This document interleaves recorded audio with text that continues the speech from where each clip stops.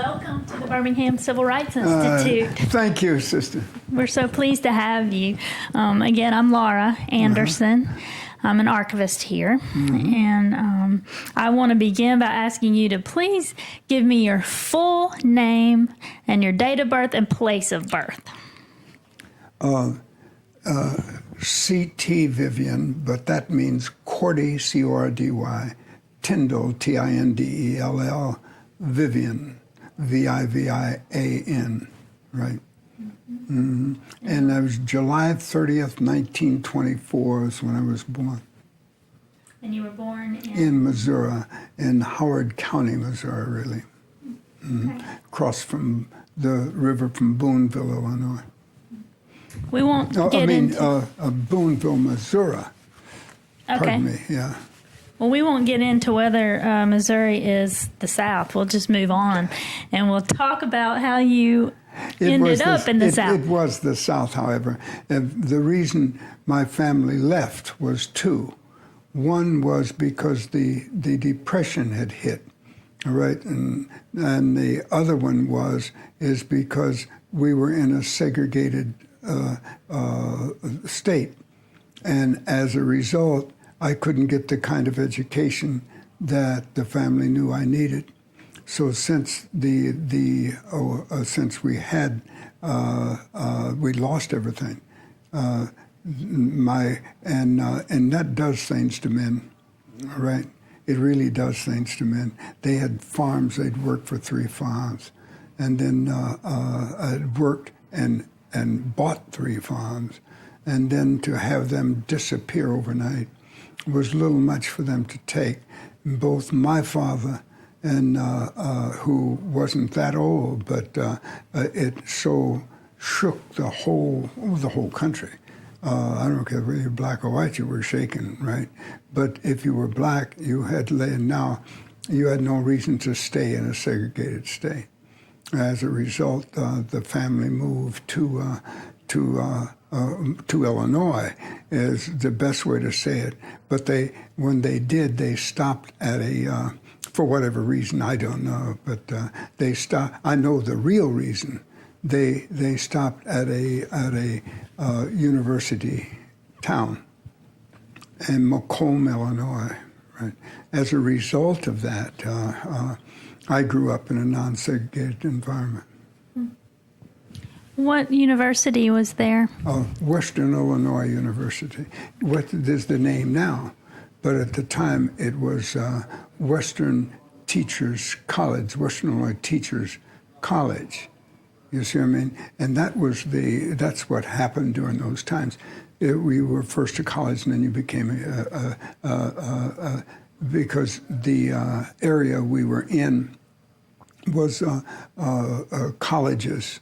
Were the norm, because we had to educate so many teachers, because there was a law about every square mile there had to be a school. And as a result of that, they needed lots of teachers, which meant they needed lots of teachers' colleges, all right? And that's it. But the bottom line on that for me was that I went to a teacher's college, which is what I wanted to do anyway, but I went to a teacher's college, but had never seen a black teacher. So how was I even to know that I was going to ever have a chance to teach? But I knew I could possibly teach, because if you were a black woman, you could not stay in the dormitory. And there was only a women's dormitory at the time, and you couldn't stay there. So there were black women who had to stay in the city, and or in our town, and the smallest part of it was black community, right?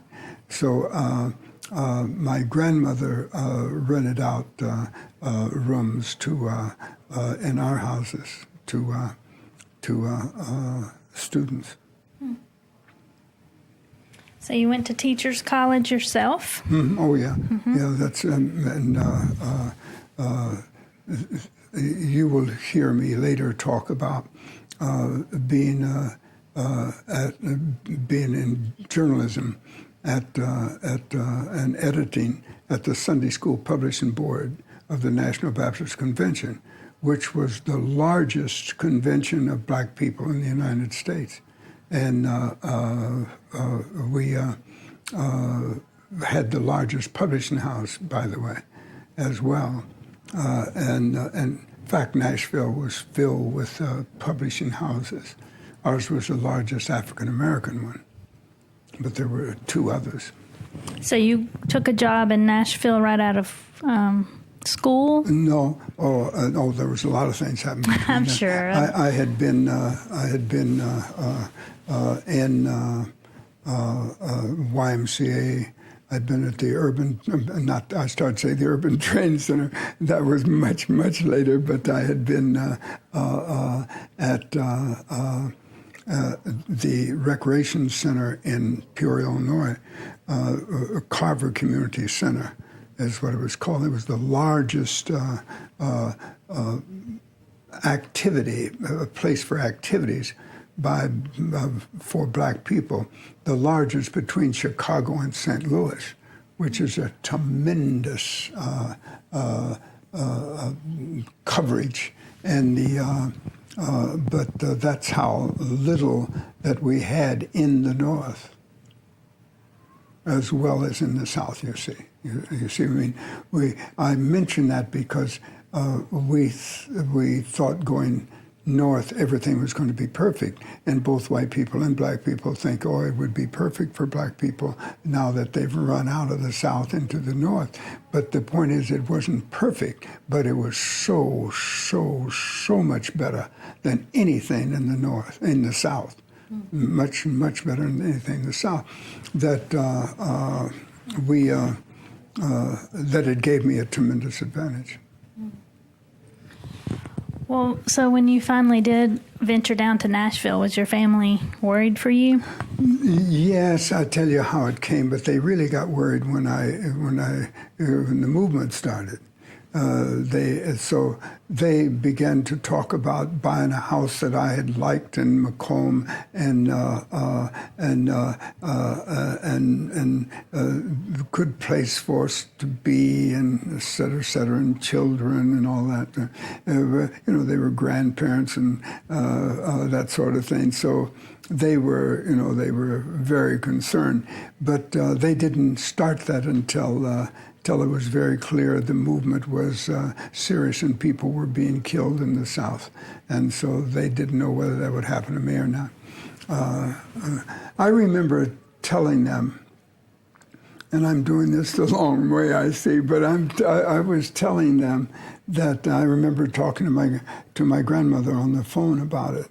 And I told her, you see, Grandma, that is what it is. It's like when you break an egg and it opens, it cracks, but it doesn't really open. And then you try to have to peel the cover off of the egg because you didn't break through it, you see. And now we were in the situation where we had to break through, not just the shell, but that inner thing that keeps things out, the energy, the food, the meaning of the egg out of your reach.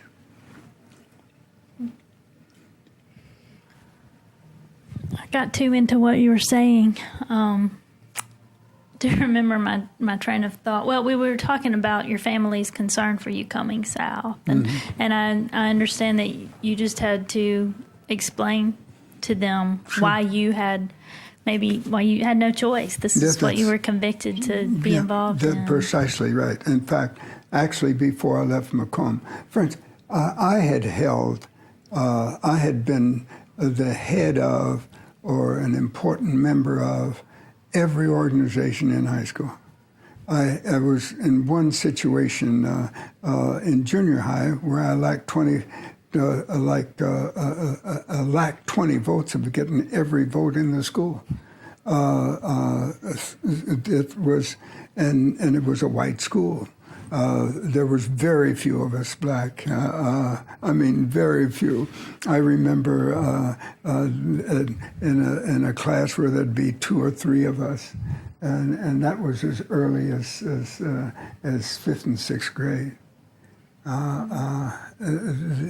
The second ward was the grade school, Lincoln, and then we went to Edison Junior High, and then Macomb High School. So you were always out in the forefront. Yeah.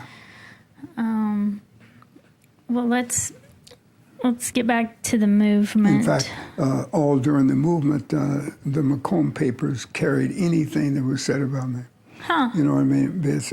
In fact, they've named a street after me, in fact. Good. Yeah, no, that's very nice. And I'm very thankful. And they've already called me to come back because I just, the president is going to give me the Medal of Freedom. And so they've already asked me to come back. It's just a matter of figuring out how soon I can get there. That'll be a great day in Macomb. Yeah. See, what I like about it, it makes it easier for any black people that come to Macomb. You and I were talking on the way up when we were walking through the Institute about the media and about things that were aired locally or not aired locally that were seen by the rest of the country. Was Macomb's coverage of what you were doing positive or negative? Were they... Well,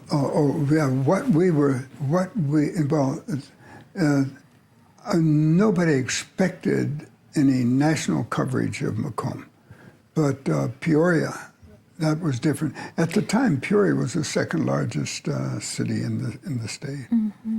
Well, I'm sorry, I don't think I phrased it correctly. Okay. I wondered, at the time, Yeah. were you a troublemaker or were you a proud product of Macomb? They wanted to, I was a proud product of even Macomb. then. That's wonderful. Oh, yeah. Because, because we were never a segregated society in the first place. So they always felt and knew that they were far ahead of the South, and did not want to be associated with anything like segregation or hate at all, and they had a right not to be.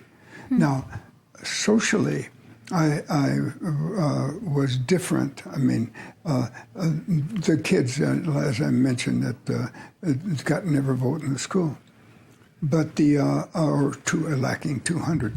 But anytime somebody wanted me to invite me to a party that was happening on the other side of town or to their home for dinner, and it always reminded me of that famous film, Guess Who's Coming to Dinner? Well, I've had those, but the parents would say no. But what that did for me was to tell me everything was going to be all right eventually, because there was a generation that didn't want segregation, but didn't want a social segregation, anti-segregation, right? So socially, they were not. They did not want a social bringing together at that level, but any other level, they were for it. Well, I knew if my generation, wanted me to come to dinner, if my generation wanted me at parties, if they just wanted it, I knew that when they came of age, it would be all right. And so I had faith that the system would really work in the end. How do you feel about things now? Right now, is that it's just a matter of time when the full change comes. We're on the edge of it anyway. I'm more concerned about black leadership right now than for the new changes than I am anything else. But I see the cracked egg, but when you see that we have a black president, right? And although everything is wrong that he does, right? The same things I've seen from other presidents, and nobody even thought about it, right? But when it's a black president, that's a whole other thing. And we call the Tea Party the Confederate Party, you know, because we see it only as that kind of impediment in the way, but that too will pass away if I can use another one of my quotes. What role do you think Birmingham played in cracking the egg? There were three. Birmingham gave us, Alabama gave us our freedom. See, Montgomery proved the method. By the way, I had used nonviolence in 1974, 9 years before Montgomery. All right? We had opened lunch counters in Peoria, Illinois, 9 years before Montgomery. My wife had been involved in Pontiac, Michigan before we ever met.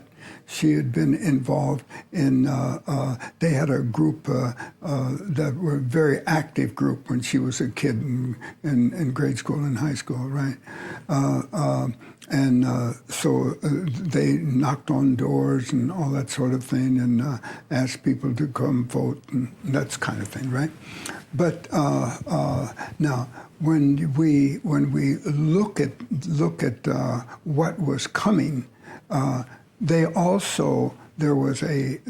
a drive-in in Pontiac, Michigan, that was broken the same way. Is that they wanted to feed you out the window, and her minister took a group of young people, like the group I was telling you about, and went and when they gave us food, gave them food in a bag. They went to the table, sat down, opened the bag, and ate. Right. Well, after another one like that, they didn't try it anymore.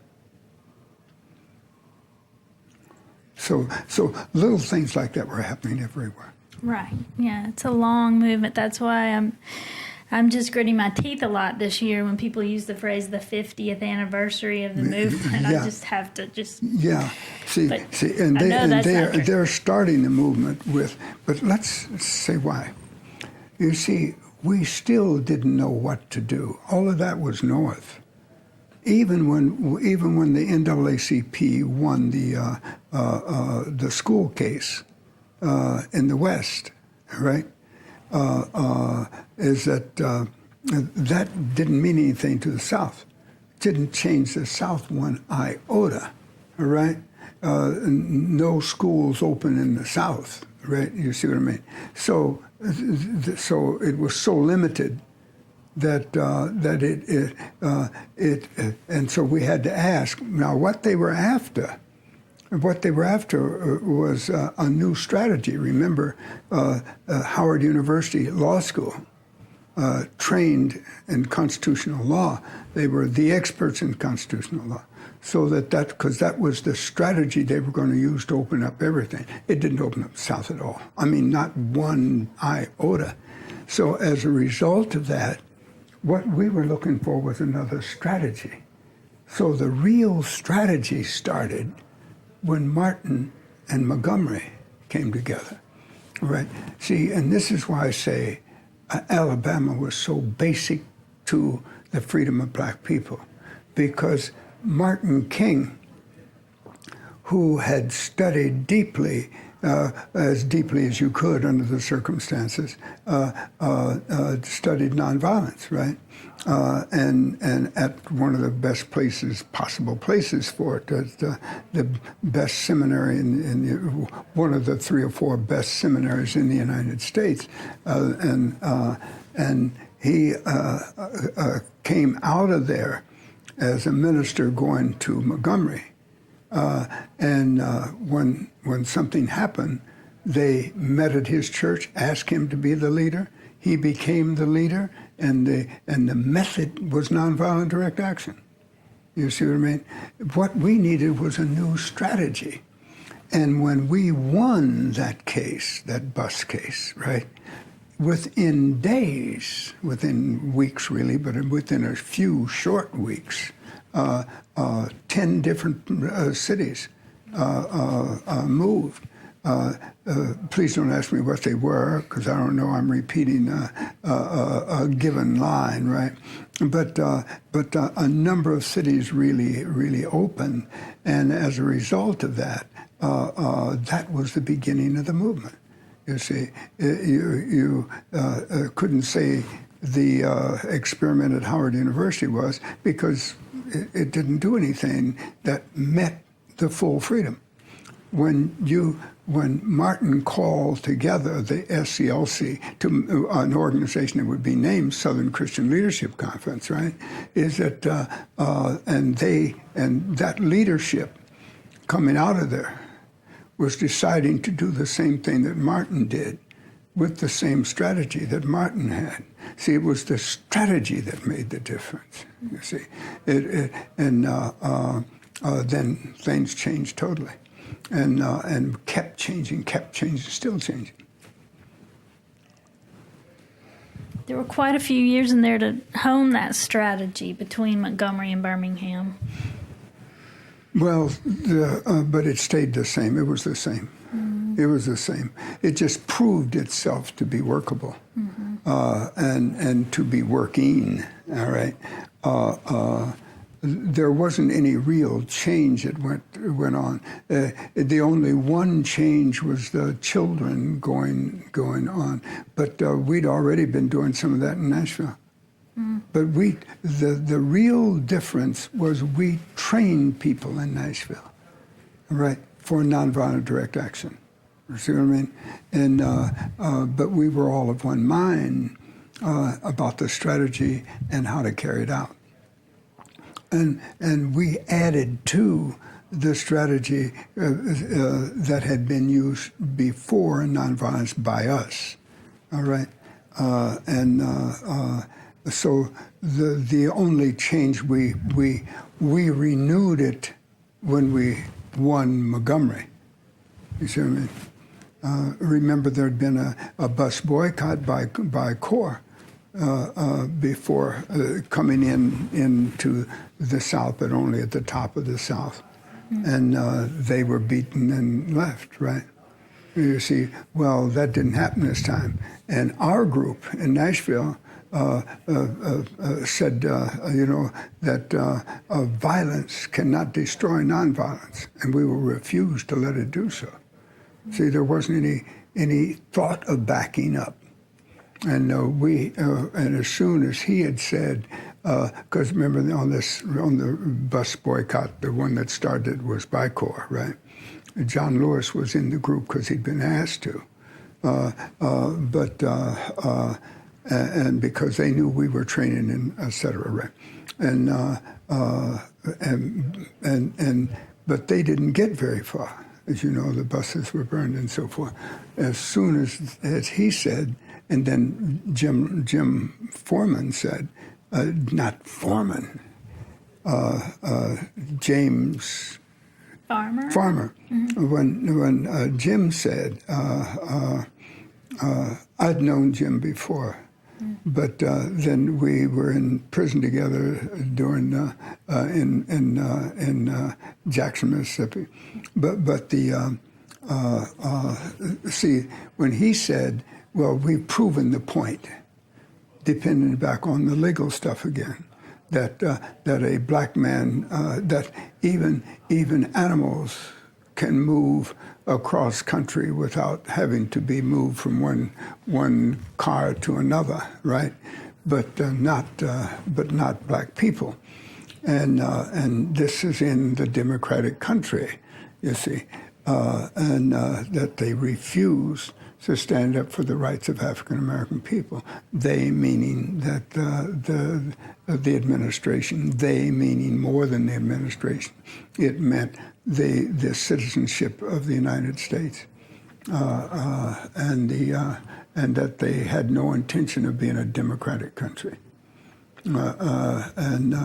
That was quite different, but it wasn't enough for us. We said, but see, we also were students.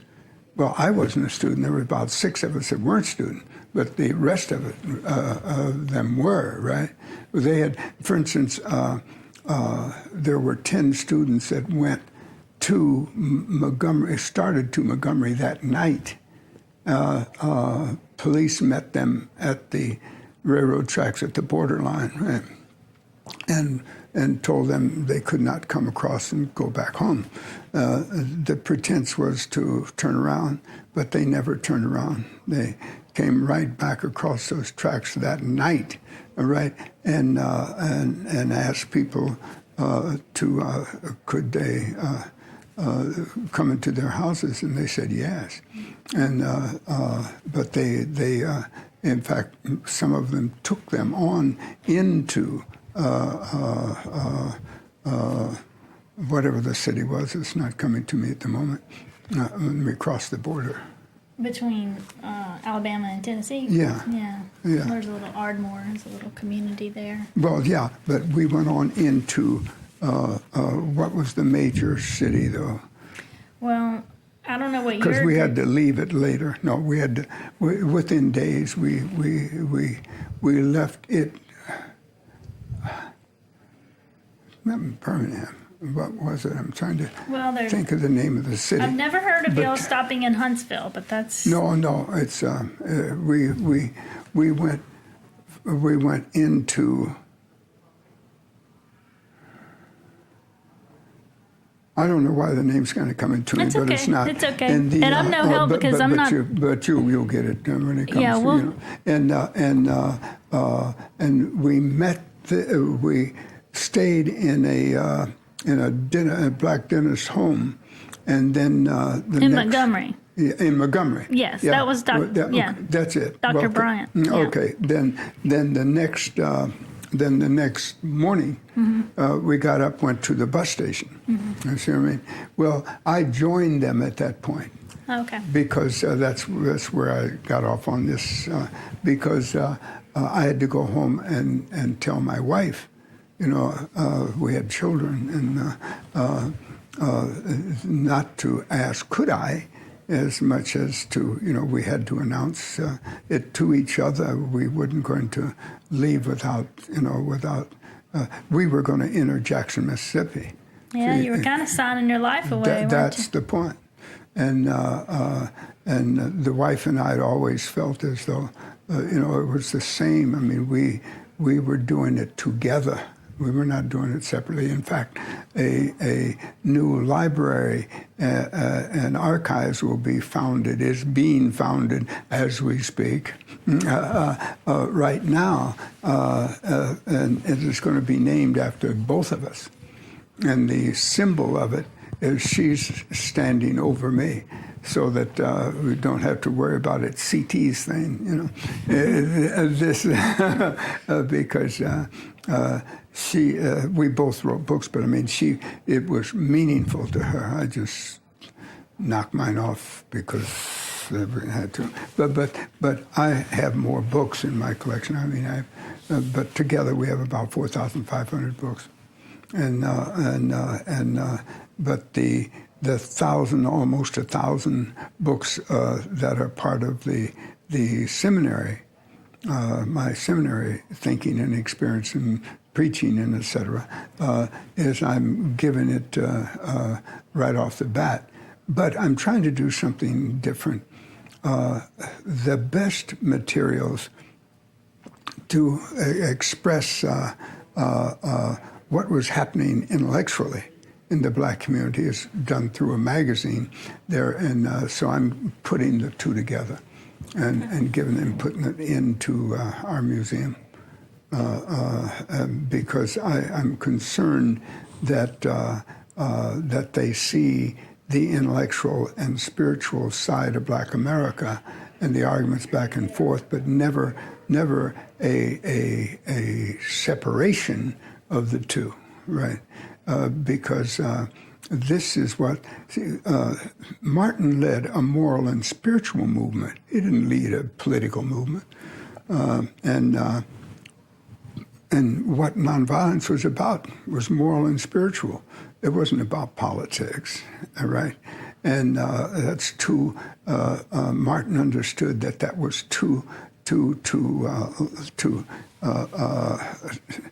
politics is just not deep enough to deal with the fact of the depth of racism in this society.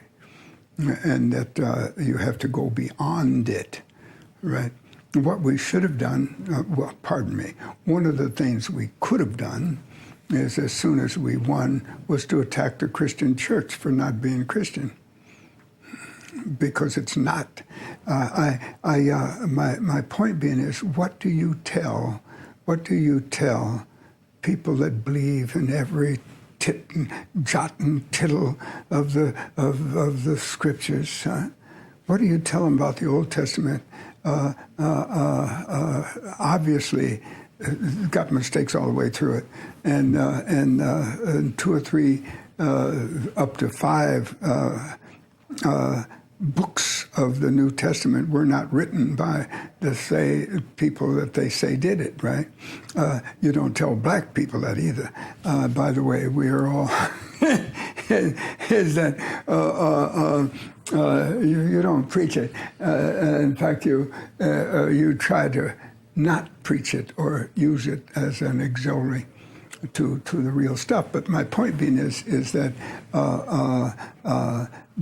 but we have a moral and spiritual movement based around the Sermon on the Mount, right? And John 15, 16, 17, right? Is that the understandings of love as central. And as Jesus said, you can't be my disciple unless you love one another. Now, you can't tell that to Southern Baptists either. It took them 30 years after the death of Martin to even admit that racism was seriously wrong, and in fact, more than seriously wrong. That hate in any form could not be accepted as Christianity. Nothing. I was going to tell you some other stuff, but it's not necessary. Let's keep going. Well, I would like to know any special recollection or insight you have into SELC's decisions at different points about Birmingham. About Birmingham, there was only one point, actually, that Fred Shuttlesworth was one of the people that Martin invited to SELC. Now, there's 2 or 3 points, but one is that the governor of this state, before Wallace, said that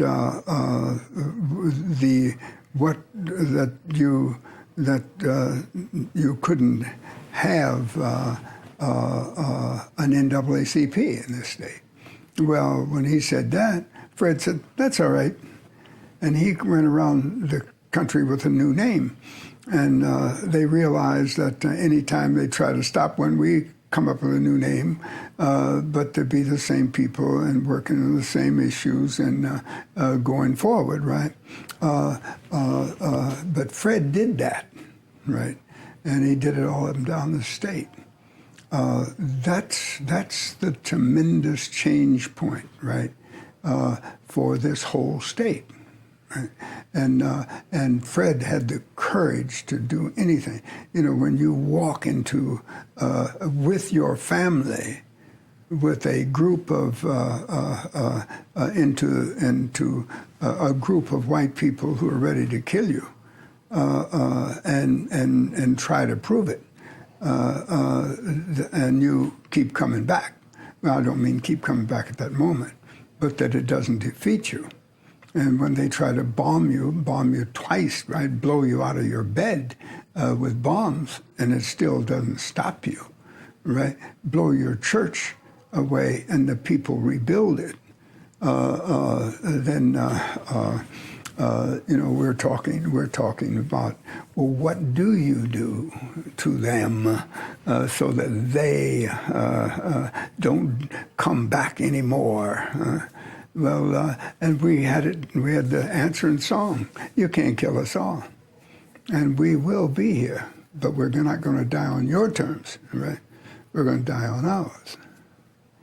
And but we will prove to you, right, by our dying, quite like Jesus did, there, that you really can't stop what we're saying, and you can't end truth with violence. And see, that's the main thing we did, is that we proved to this country that violence can't end truth, and that we refuse to allow anyone to think it for any length of time. And we will be the example for it. This is the meaning of nonviolent direct action. Yeah, but that's one of the points in terms of answering your question About Birmingham. Yeah, about Birmingham, is the when we came to this town to finish the job that Fred had done, right? And that so we may have had to wait 3 years longer had it not been for the 2 or 3 years that Fred had already put in, or 3 to 5 years that he'd already put in. You see what I mean? Is that when we think of that, how important that really was. And that we went from, but here's another one of those changes. In the middle of the movement here, right, is that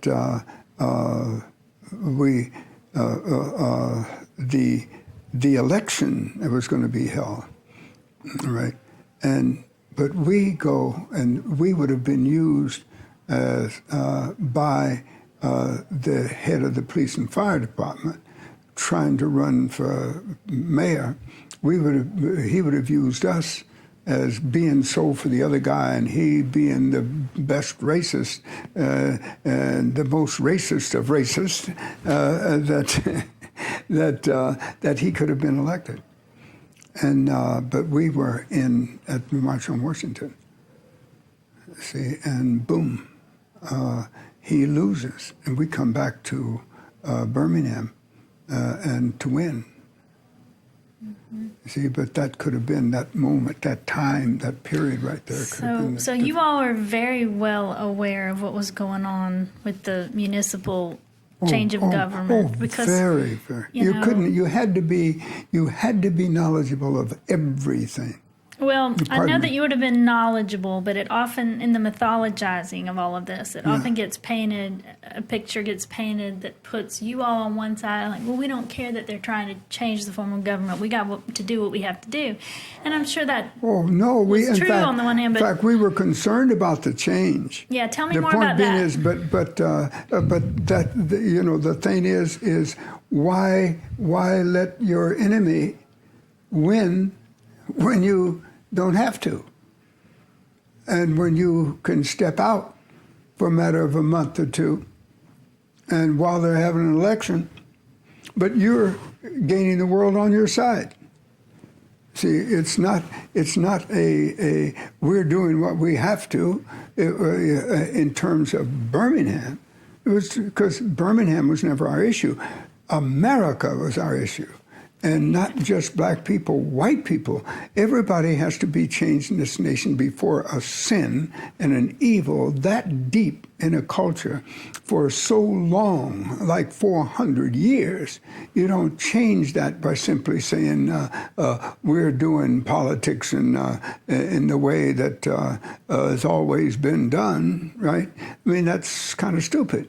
The point being is that you win by knowing your total situation.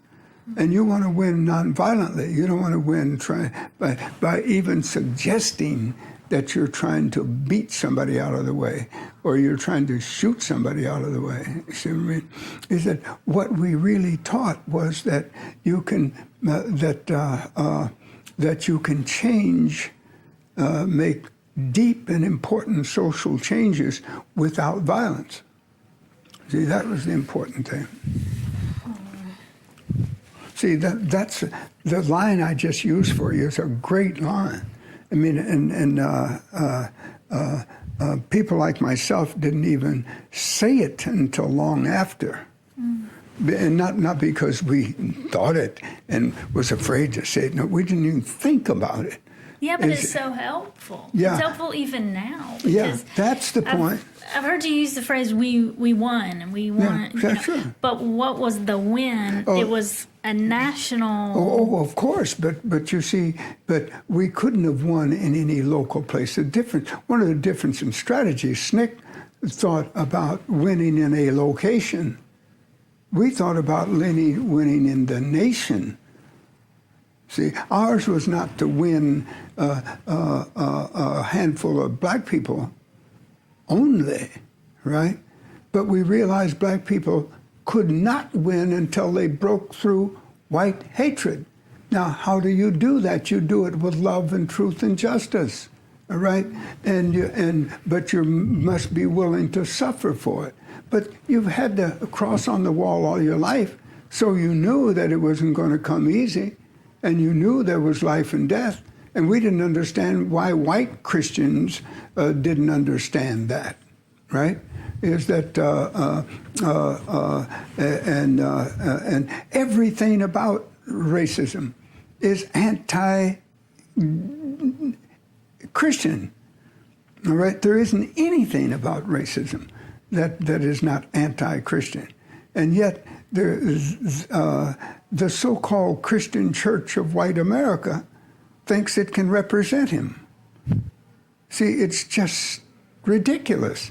And this is why one of the first groups to come to our side was one of the first to come to our side. No, should have said was white Christian ministers who came to walk with us in Selma, for instance, right? But the theologians at Martin, at the seminaries, were coming throughout the movement wherever we were, right? Showing support. But you see, they didn't have to face a white racist audience because they were in seminaries where you argued those things out, talked them out, all right? And they were arguing for us at the places of teaching and concern, right? Well, that was very, very helpful because if the value-producing agencies, all right, absorb truth, justice, and love as their high points, then eventually the whole society has to say, either we're for it or we're against it.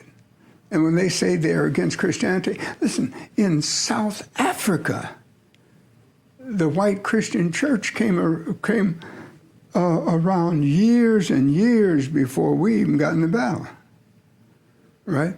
They knew they were wrong, said it, right?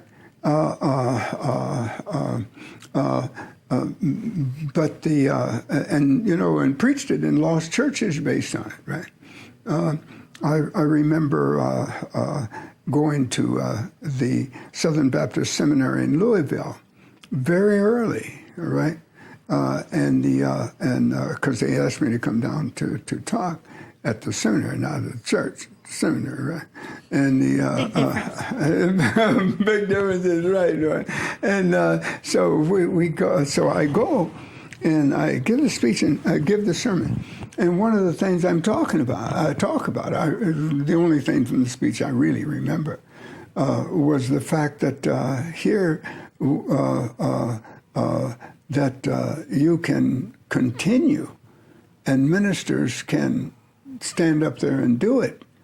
But eventually, if they get rid of a minister that tells them the truth, they can never walk in that church without the blood flowing that they see flowing down the front of that pulpit, all right? Because they have crucified a disciple of Jesus, whether they like it or not.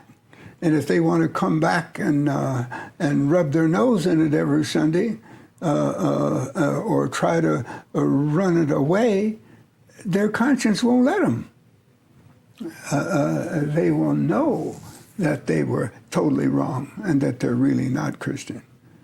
See, is it because we're not talking about some little thing about do you drink something on Sunday or Monday, or do you wear something on that Saturday. We're talking about the very heart of the issue. Is that do you love somebody? That's the way I teach sex education to our church when they're talking about gays, for instance, right? I hate to say it that way. I wish there was another way to say it, right? Is that because it's already a negative, the way to say it, is that did God create gays? And then did God love gays? And they know where they got to go.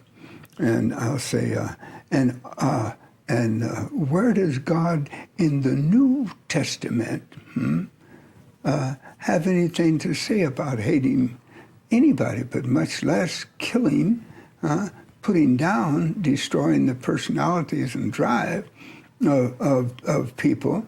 Now, you tell me something about 4,000 years ago. Haven't we learned anything in 4,000 years? But that's Old Testament. Is that, are you a Old Testament Christian or are you a New Testament Christian? And you can't be both, because the concept of love won't let you put up with that hate game. See, I've got some recordings. I think there's just one, and your voice is on one of them. It's from a mass meeting at one of the churches here in that spring, and you were pretty fired up then too, like you are right now. That's proof it's authentic. Yep, that's what I'm sitting here thinking. It's such a privilege to be sitting here with you. Thanks. I don't want them to get upset with me Yeah, wearing you by out, going over, right. But I really do want to ask one you, more question, Yeah. and I'll make it short. You said no, we never wanted to come back, SELC, coming back to Birmingham, but you said there were reasons. Yeah. Can you speak to that for me? The reasons is because we won, because, was that the question you really asked me? See, I was giving you two reasons why we were not having to, I was thinking, was there a reason we had to come back to Birmingham? See, there wasn't any reason we had to come back to Birmingham. No, that's not my question. Yeah. Just whether. I just want to know about the relationship of the organization to Birmingham after this so-called victory. I mean, I think it was a victory. But you see, we saw it as a victory, so we didn't have to come back. But life went on after 63. Yeah, but Fred was here. Okay. See, and the troops were here, and we ended up with a white mayor. You see what I mean? Not immediately, but with a white mayor shortly afterwards. Right, is that we didn't have to come back. Fred was in charge. We just came back to get Fred over the hump. You see what I mean? It was never meant for us to stay in any place. All right, is that once the people had won, they could keep it because we had a strategy.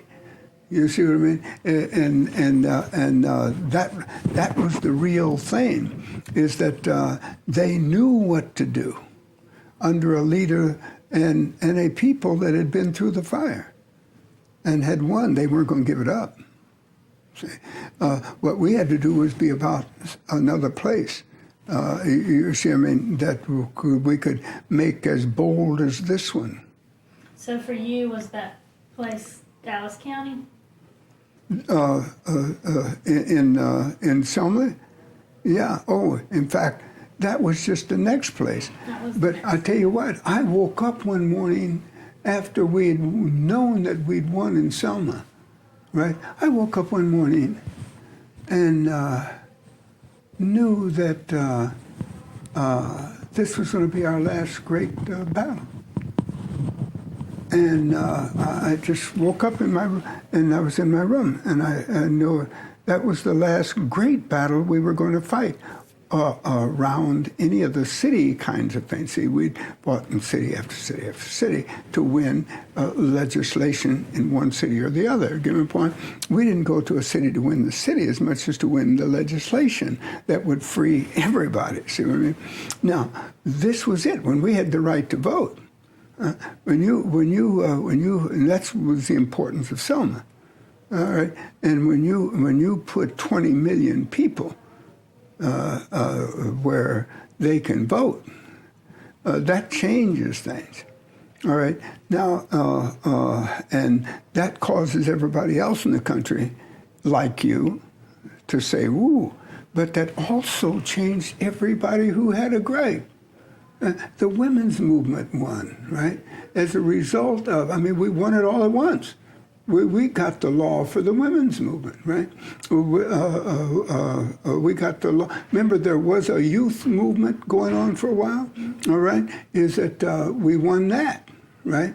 And even the old folk, is the way I preach it, even the old folk understood it well enough to call themselves the Panthers.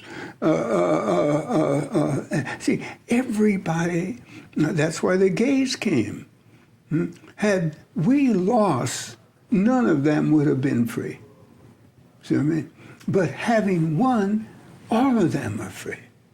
See, that's the biggie. That's what changed the nation. Very few people are left. And within, I'll say, 10, 15 years, nobody will be around that can even remember what went on before. See, that's why your history is important. But let's give to you is that black youth can't believe. See, they can't believe what was already. It'll be the same way with white people, short time. See, in fact, will not want you to remember that they reared their children to hate folk. They'll want to run you out of the house. You see what I mean? But you see, and you really know that, huh? But that's the thing. That's the importance. When I know a guy that know a family where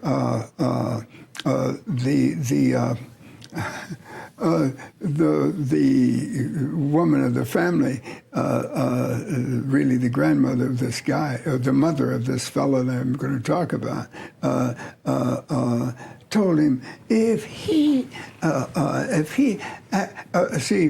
because the name Vivian was in both cases. And he was saying, we're all relatives. He says, and she says, if you tell folk that my family were slavers,